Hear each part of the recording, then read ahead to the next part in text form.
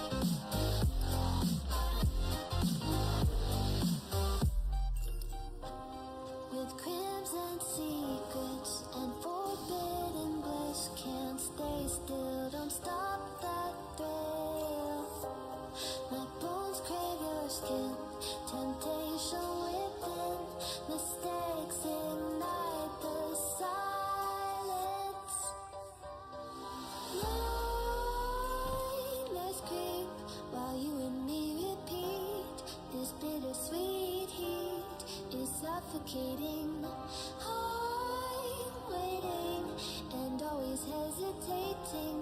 Kryptonite desires set my heart afire. Heart on fire.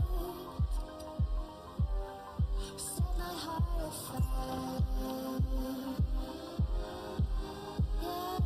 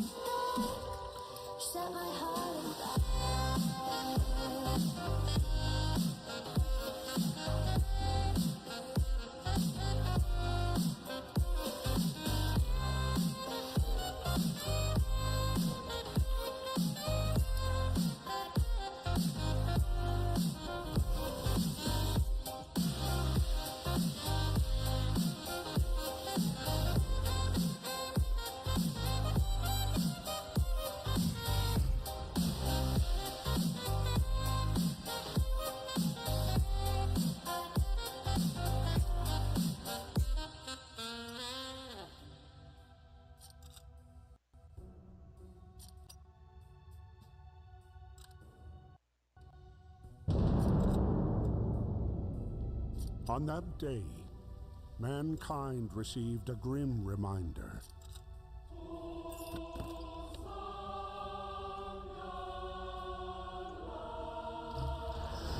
The horror being at their mercy.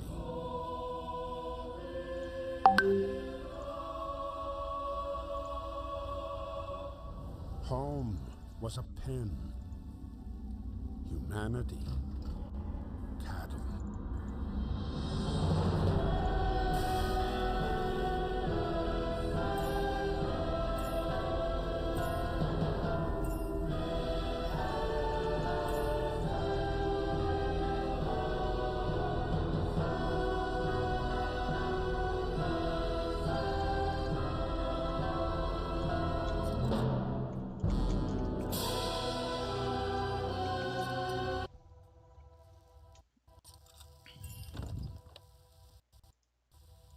Almost every single person that tries to become a streamer today fails. Why? Because they don't understand the reality it takes to succeed in today's competitive market. Streaming can be a lot of work and super frustrating. So let's keep it simple and break it down into 3 easy steps. And the last one is the one that most people are messing up, and it's destroying their streams. If I were to start streaming in 2025, the very first thing that I would do is cut whatever time I'm using to stream in half and use that new time and spend it on making a content strategy. The key to standing out today is having a hook or gimmick to hook in your audience. Don't just simply play a game like everyone else, or you're just gonna end up in the sea of streamers with 0 to 2 viewers. We need to add a twist or a gimmick to hook people in. For example, instead of just playing Fortnite with the homies, try a gimmick like stream can't end until we win, or chat picks my only weapon I can use. It's simple, easy to understand, fun, and different. People are more likely to click on your stream because it offers something uniquely different than what everyone else is doing. For example, let's go over on Twitch and see what everyone's doing. Chances are it's just a ton of people with 0 to 2 viewers with generic titles that aren't going to stand out. First thing we'll do is go over to the Fortnite category. There's 100,000 viewers roughly in this category, but look how many streamers there are. There are a ton of streamers. If I actually just scroll, I'm going to scroll really far. Look how many people that you're competing with. This is actually insane.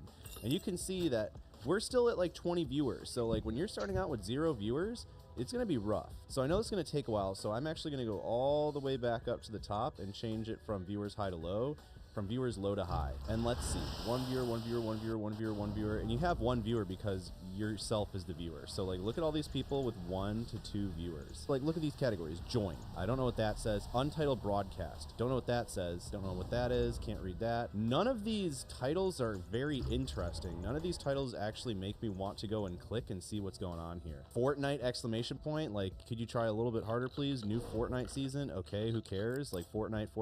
Like, who cares? If you want to actually stand out, you're gonna have to put a little bit more effort into creating your title. Let's go from high to low and see what's going on here. Like, we have Performance Evaluation Cup Finals, so that means it's like an actual tournament going on, so that's way more interesting than just Fortnite. We got first place POV eval, so that way they're actually getting first place, so you can actually learn something. We got #1 ranked female worldwide right here. I'm not sure if that's true or not, but it's a pretty good title because I kind of want to click to find out. We got viewer games. So viewer games is a great one because that way it includes people to join your stream, so that way it's a lot more engaging. So if you want, viewer games is great. We got uncapped subathon, so that's cool. Obviously, people that donate and sub are going to make the subathon timer go longer, so they have to stream longer, so that's way more interesting than just a normal Fortnite title. I don't know why I said title like the Turtle Kid. You guys know what I'm talking about? But you guys are kind of getting the gist now, hopefully. But this is the reason why we want to take the extra time to make our stream stand out from literally the sea of streamers that we're competing with. So that way you can see what's currently working and what's not working. So that way you don't end up wasting 5 hours of stream time streaming to literally 0 people, or those annoying art and graphic design sellers that pretend to be your friend in the chat only to find out that they want to sell you something. Honestly, those people piss me off so much, and if that's happened to you, comment down below your experience. But once we got our hook and design set up for our stream, we're ready to move on to the next step. Now we would need to decide where we want to stream. The main platforms right now are Twitch, Kick, YouTube, and TikTok.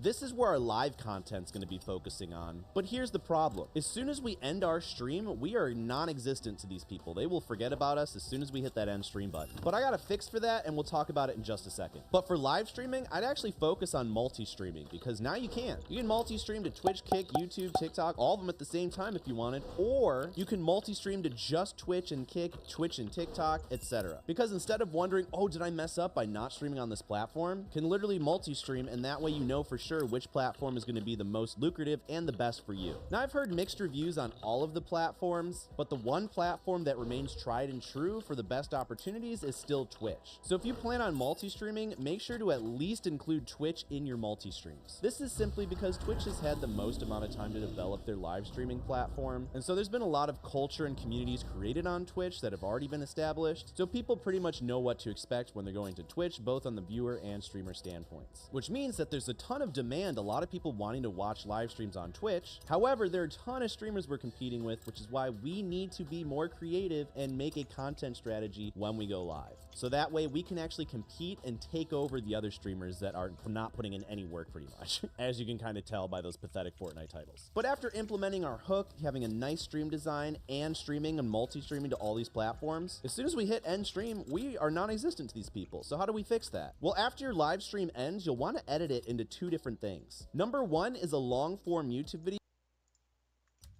only if you had a very interesting stream and had a challenge involved. Because if you're doing regular gameplay or something that doesn't warrant a YouTube video, then people aren't going to be interested in watching that video, so don't bother. For editing the long form video, you can use something like DaVinci Resolve. It's what I use. You'll want to edit out all the dead air and just jam pack it with all the good points and keep people interested, so you better hope that you had a really good stream or something crazy happened. Which is why it's so important to think about your streams ahead of time before you actually go live. Once you've edited that YouTube video, you're going to want to focus on making a clickable thumbnail. I use a website called Pixlr for my thumbnails, completely free, and there's tons of YouTube tutorials on how to use it. Then you'll want to make a catchy title that's going to interest and hook in your viewers to want to make them want to watch it. Personally, I use two different tools to help me do this. The first tool is vidIQ, which you can see it suggests titles under here and will rank them based on how good they think they are and how likely people are going to be able to click them. Also tells you the best time to post on your channel, as well as recommended tags to use. And the second tool I like to use is actually TubeBuddy, which also gives you tags, but more importantly, I use it to A/B test all of my thumbnails to see which one performs better, and it gives you great analytics. So that way you don't have to sit and wonder, was this thumbnail the better one? Because this will literally tell you. I'll leave both of those linked in the description as well. But even more important than long form videos, because I know that can take a lot of time, short form content is your best friend as a streamer and content creator.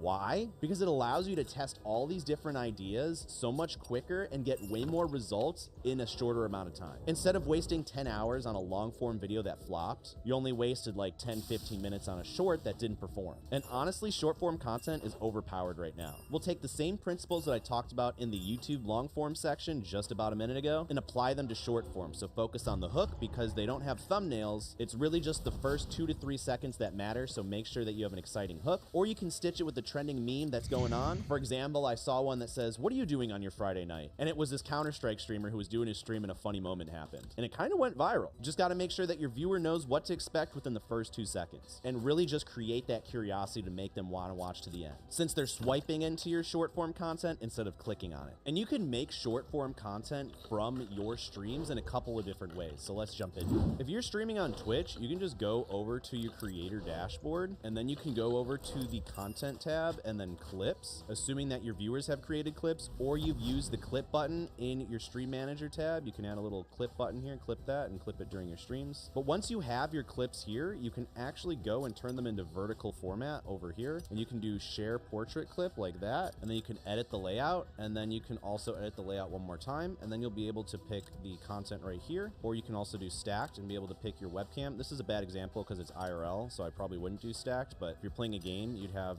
this as your webcam and then this as your gameplay. So I'd probably stick with full for this one, and then you hit apply, and you can trim the sides and hit save clip. Or there's other options like Streamlabs cross clip, which is this, which is pretty much the same thing, but you can use this for Twitch, YouTube, or Kick VODs, which turns it into TikTok, Facebook videos, and blah, blah, blah, all that stuff. But the problem that everyone faces is that they just think it's enough to simply do this and then post it onto Facebook videos, Instagram Reels, YouTube Shorts, or TikToks, and they just think that it's okay, when it's not. You're really just creating a bunch of garbage, and there's no reason that anyone's going to want to watch it without proper context. So what I would do after you have this minor edit, I would throw it into CapCut or DaVinci Resolve and really do the things that I mentioned. You can like stitch it with a meme, or you can go and physically add new video or text on the screen that says, I can't believe this happened. But basically you want to do something to spark the viewer's curiosity as soon as they swipe in, because usually if they swipe right in on one of these, there's no context to what's going on in the clip. So at least add some text in the very beginning over the video to kind of say what's about to go on and really entice them to want to watch through the whole short. Repurposing your content this way is how you keep getting viewers even when you hit that end stream button and you're not live. Because you can't stream 24/7, so create offline content to keep your viewers and audience engaged and to keep growing when you're not streaming, because that's where the real growth happens. And all this might sound super overwhelming to you, but I've jam-packed everything that you need to know in my simple ultimate guide to becoming a streamer program, which I'll leave linked in the description down below as well. So feel free to check that out and watch this video to the side of me, because it's going to take your stream to the next level. But my name's Cody, and I will see you in the next one.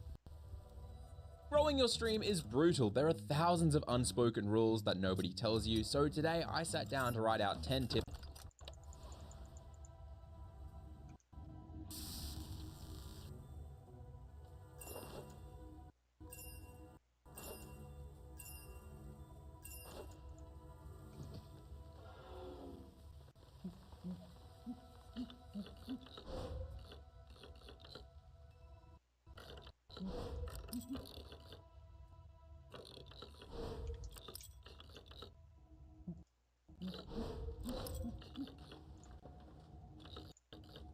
Your channel the right way. And the first thing we need to talk about is growth. The truth is, unless you have viewers that watch you, all the other categories don't matter.